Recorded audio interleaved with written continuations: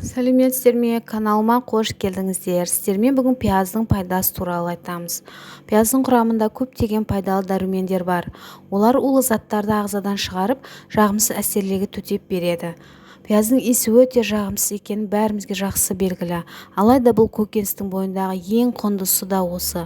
Пияздың бойындағы эфир майы ауру қоздыратын құрт бактерияларды жояды. Сондықтан да оны салатқа, бірінші және екінші тағамға жалпы сәйкес келеді деген барлық тағам түрлеріне қосып үнемі пайдаланған жөн.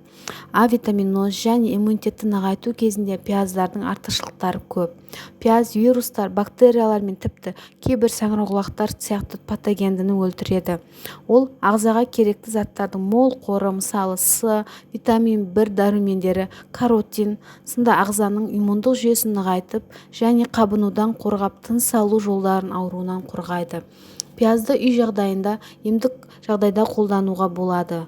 Пиязды балмен араластырған су ангинаға жақсы көмектеседі. Ол үшін қоспаны күніне 2-3 рет ішіп отыру керек. Жарақат алған жағдайда пияз сол жерді залалсыздандырушы ретінде қолданылады.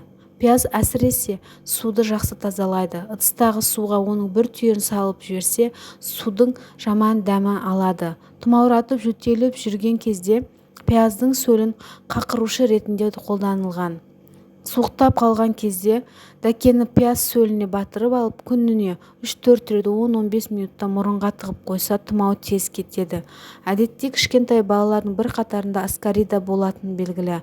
Сондай жағдайда бұрынғылар бір бас пиязды ұсақтап турап, бір стакан ыстық суға 10-12 сағатқа бұқтырып қойып, 3-4 рет күн бойы аш қарынға ішкізетін болған.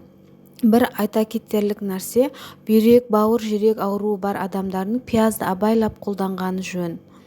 Сұлу болудың сыры пиязда.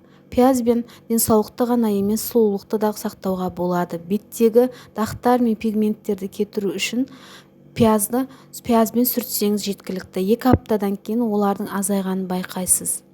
Пиязды тамаққа пайдалану теріс жасушасын, тыныс алуын жақсартады және еркін радикалдардың зиянды әсерін азайтуға көмектеседі.